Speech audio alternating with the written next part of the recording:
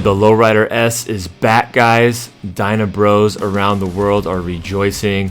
A lot of them predicted the end of Harley-Davidson Motor Company when the Dyna frame went away and they killed off the Lowrider S. But it is back now, guys, so we can all live and enjoy Harley-Davidson motorcycles once again.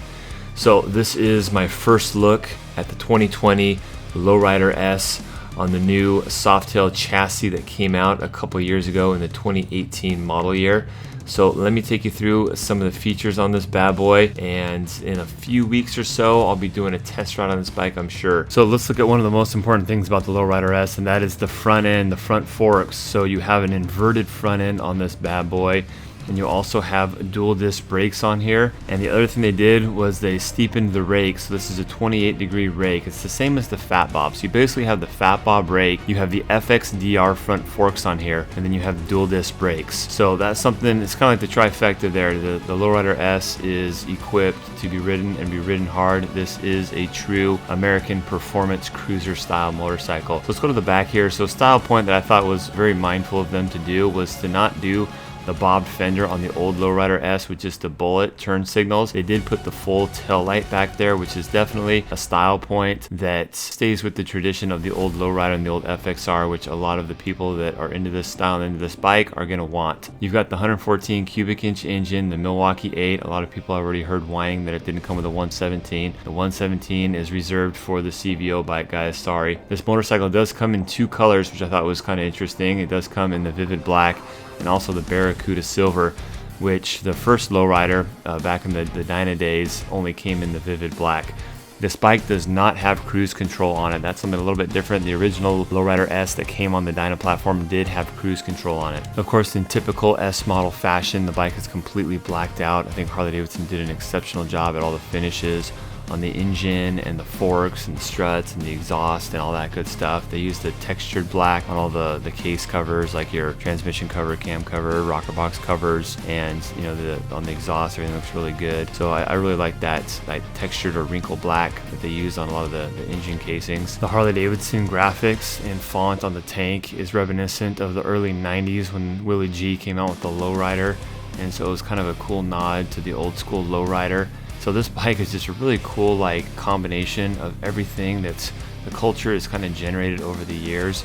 So here's a T-bar style. It's a little mini riser there with like a T-bar moto style bar, and you got the dual gauge in the center console, analog of course, with the RPM and the speedometer. Got a solo seat on there with a little bit of a lip in the rear to kind of keep you locked into place when you're hitting the throttle. So you got a fender that's kind of raised up quite a bit. That was kind of an engineering thing they had to do for this bike specifically. The combination of the front end with that larger 19-inch wheel in the front. Yeah, you got mid-mount controls on this bike as well. Once again, something that the type of rider, club style rider, purpose-built performance cruiser rider is going to want, as opposed to the forward controls. I hear a lot of people complaining about forward controls. Like when the Fat Bob first came out, there was a lot of complaints about those. So guys, I talked to the engineers. This bike is a direct result of everyone's feedback in that Dyna Bro, purpose-built, club style, if you want to use that term, world. And you know, Harley-Davidson is listening. Things don't happen overnight, but this bike is a product of a lot of people asking for this and begging for this, and I talked directly with the engineers that were behind this project, and they said this is a result of a lot of feedback, and I think they nailed it. You got that little mini speed screen up there as well. Harley-Davidson came out with some parts and accessories. They came out with a quarter fairing, which at first I was kind of half-baked about. I didn't really feel like it was the right shape. I feel like it was a little too wide and not tall enough, but it's kind of growing on me now. I think the quality really shines through. There's so many aftermarket fairings that we've used in the past and I've just seen on bikes that are kind of along the same style that the quality just kind of sucks. But yeah,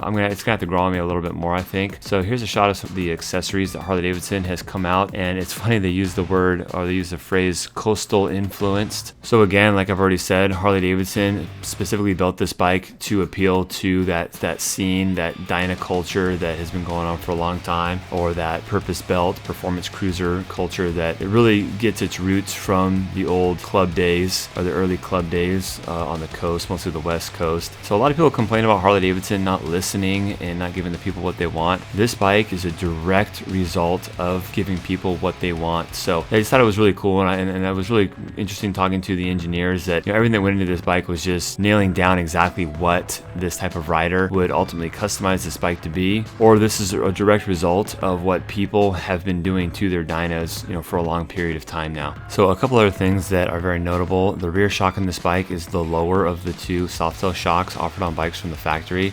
So the Heritage and the Fat Bob have a taller shock. I believe the measurement is 12 3/4, which when you take in the mechanical advantage of that, it actually raises the seat height quite a bit. So this has what I think, I'm just going out on a limb here, is the equivalent of the Softail Slim shock, because the rear shock adjustment preload is adjusted hydraulically as opposed to that wrench, and also opposed to the external knob, which I thought that was kind of interesting choice. I thought they would go like with the external knob on this bike, but you know, now that I'm looking at it and thinking about it, I think I prefer that clean side panel cover on there, just because I think it retains just the old school look and clean lines of the lowrider, and makes it look like more like the old lowriders, as opposed to having that big knob jutting out of the side, which more like the modern looking bikes like the Fat Boy and the Fat Bob, I feel like can get away with it a little bit more. But I think like the lowrider, they really wanted that style, so maybe they made a conscious decision to not do that preload adjuster on the side, just to kind of keep that side panel real clean and smooth right there.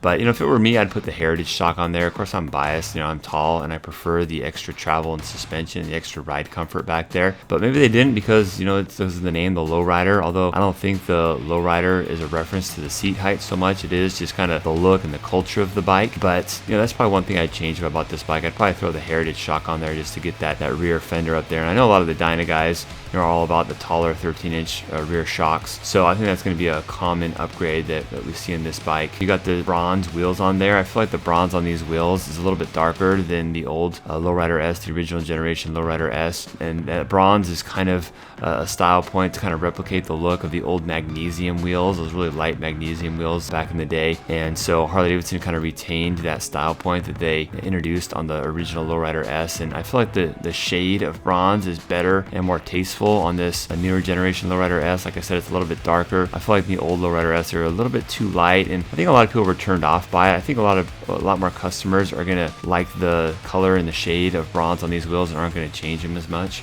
The MSRP on the Vivid Black comes in at $17,999. If you want the Barracuda Silver, it's $400 more for $18,399. I feel like this bike at that price point is a very good value, especially when you compare it to some of the other Softails and, you know, what you get at the different price points as well. So the Street Bob, you're looking at $14,500, and so for, you know, about $3,000 more, you can get in a Lowrider S, which is just a lot more bike in my opinion. Now the Fat Bob is still, you know, hovering around the $20,000 range. You know, guys, even after this Lowrider S came out, I kind of asked myself, if I bought a Softail tomorrow, what would it be? And it would probably be the Lowrider S, but I'm actually still a really big fan of the Fat Bob. I don't know if it's just the fresh styling on it. I really like that square headlamp on it, and you know, I think I might actually still do the Fat Bob over the Lowrider S. I'm a big fan of the Fat Bob, but you know, I don't know, it's hard to say. I'm not a Softail buyer anyways, but I was kind of ask myself those questions. But you know, long and short of it, I think the value point is really good. I mean, you're below a lot of the Softails out there. I mean, you're below a Fat Bob, you're below the FXDR. Or the FXDR, the price point actually went down this year by, I want to say, at least $2,000 or $3,000, and you're below like the Fat Boy, and you're below the Heritage. So you know, you're significantly lower than some of these other bikes. I mean, you're a little bit more than a regular lowrider. I feel like the lowrider sales are going to plummet this model year just because everyone's going to want to spend a little bit more money and just get the Lowrider S. What do you think about it? Do you think is the Lowrider going to be pretty good at your shop too, Tom? I think so.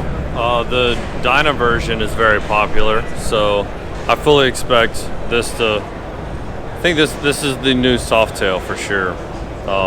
How's the FXDR doing at your place? Yeah, I think it's not really doing well at my place either. I think that this is the performance Harley that people wanted the whole time. So they brought it back. Last year when John and I were talking, we were talking about the FXDR, and it's funny because, you know, at the show you can see these bikes and they always look really cool, and the presentation is always good at the dealer shows, but that doesn't always translate to sales, right? I feel like this bike is a lot more in tune with kind of what, especially like the younger generation want right now. I feel like the FXDR was kind of that drag-inspired bike, and on the West Coast, I just don't think the drag racing really appeals to like the younger crowd especially. So I think the styling direction was kind of off on the FXDR. That being said, I think the FXDR is an amazing bike. I mean, it performs awesome. Have you ridden that bike very much, John? The FXDR? Just once or twice, unfortunately. But I mean, it's a cool bike for. It's a little too out of the realm for me. I think it was supposed to bring people in. I don't know if it did or not. I'm gonna say it didn't really. Should I say Matt said it, not me? My worst fear is the motor company calling me and saying, "Hey Matt, whose team are you on? Let's go look at this fairing gear." You know, on that note, you know, I'm always really honest with you guys. I mean, at the end of the day, Harley-Davidsons do well. They're gonna sell. They're amazing bikes. I've ridden a lot of motorcycles in my life, and Harley-Davidson, as far as a whole motorcycle experience, you cannot beat Harley-Davidson in my opinion. Just everything from the customization, the culture, the quality of the bike, just kind of the heritage, the American engineering. You can't beat Harley-Davidson as a whole. So I really have no qualms about saying negative things every once in a while, especially if it's my true feelings on it. I don't know about the fairing. I think this one's almost too wide or short, and the other one's definitely too small. Like the actual stock one is a little short.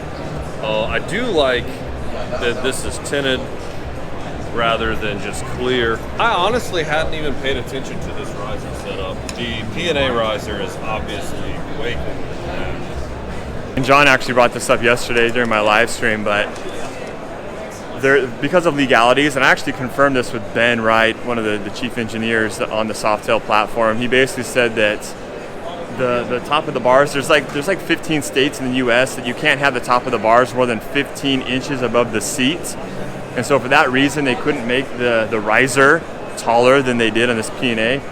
Let's go to the Street Bob actually, and let's look at this thing. So yeah, so this is the parts and accessories. So there you go. Once you start carrying a flashlight, dude, you don't stop. Coming through with the clutch, I love it.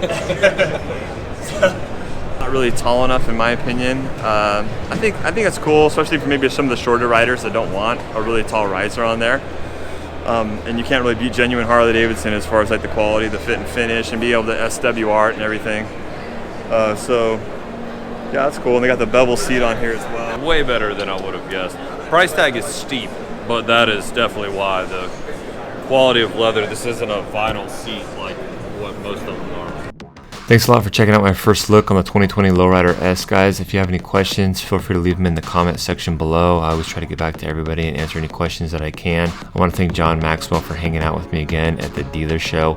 I'm going to be sprinkling in a lot of that footage that I have of him and I going around the show and just commenting on all the new stuff. I'm going to be putting those clips in my different first look videos. I want to thank John Maxwell again for allowing me to take some of his time and walk around the dealer show and get his comments and thoughts on things as well. If you guys haven't already, give John Maxwell a follow. He's got a great Harley-Davidson YouTube channel as well. Thanks a lot for watching, guys. Take care. Bye-bye.